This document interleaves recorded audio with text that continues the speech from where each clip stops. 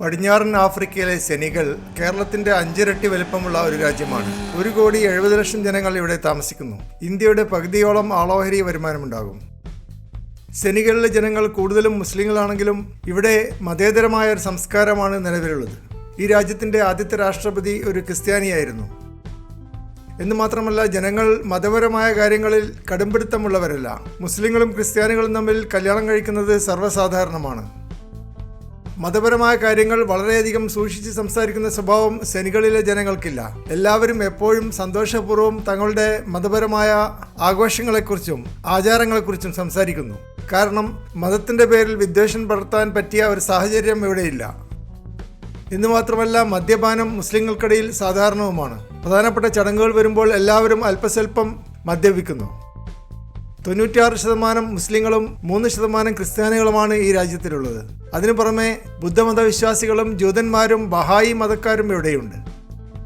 ഈ രാജ്യത്തിലെ മുസ്ലിങ്ങൾ കൂടുതലും സൂഫികളാണ്. തിജാനിയ തെരീക്കത്തിലും മുരീദിയ തെരീക്കത്തിലും പെട്ട സൂഫികളാണ് കൂടുതലായി ഇവിടെ കാണാൻ പറ്റുന്നത്. മദ്രസകളും കൂടുതലായി സ്ഥാപിച്ചത് ഈ സൂഫി ഓർഡറുകൾ തന്നെയാണ്.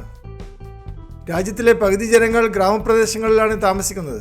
നല്ല പെരുമാറ്റമുള്ളവരും ആതിഥേയ മര്യാദയുള്ളവരുമായി സെനിഗളിലെ ജനങ്ങൾ അറിയപ്പെടുന്നു.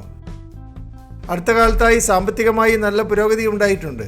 ഖനനം, ടൂറിസം, മത്സ്യബന്ധനം, കൃഷി തുടങ്ങിയ മേഖലകളിലാണ് പുരോഗതി ഉണ്ടായിട്ടുള്ളത്. ഇരുമ്പും സ്വർണവും ഫോസ്ഫേറ്റുകളും കുഴിച്ചെടുക്കുന്നു. രാജ്യത്തിൻ്റെ പല ഭാഗങ്ങളിലും എണ്ണ നിക്ഷേപവും കണ്ടെത്തിയിട്ടുണ്ട്. കാർഷിക വൃത്തിയിലാണ് കൂടുതൽ ആളുകളും ഏർപ്പെട്ടിട്ടുള്ളത്. എങ്കിലും മഴയുടെ ലഭ്യത കൃഷിയെ കാര്യമായി ബാധിക്കുന്നുണ്ട്. എന്ന് മാത്രമല്ല, ആഗോള മാർക്കറ്റിൽ കാർഷികോൽപ്പന്നങ്ങളുടെ വിലയിൽ വരുന്ന വ്യതിയാനങ്ങൾ ഇവിടുത്തെ കർഷകരെ വളരെയധികം ബാധിക്കുന്നുണ്ട്. രാജ്യത്തിൻ്റെ പുരോഗതിക്ക് തടസ്സം നിൽക്കുന്നത് ഉയർന്ന അഴിമതിയും നീതിന്യായ വ്യവസ്ഥിതിയുടെ അപര്യാപ്തതയും മെല്ലെപ്പോക്ക് നയമുള്ള ഗവൺമെൻറ് ഉദ്യോഗസ്ഥന്മാരുടെ സമീപനവുമാണ്. വിദ്യാഭ്യാസ മേഖലയിലും ഈ രാജ്യം പിന്നോക്കമാണ്. മദ്രസ വിദ്യാഭ്യാസത്തിലാണ് നാട്ടുകാർക്ക് കൂടുതൽ താല്പര്യം. സെനിഗളുടെ തലസ്ഥാനം ഡാക്കർ പട്ടണമാണ്. 33 ലക്ഷം ജനങ്ങൾ ഡാക്കർ പട്ടണത്തിൽ താമസിക്കുന്നു.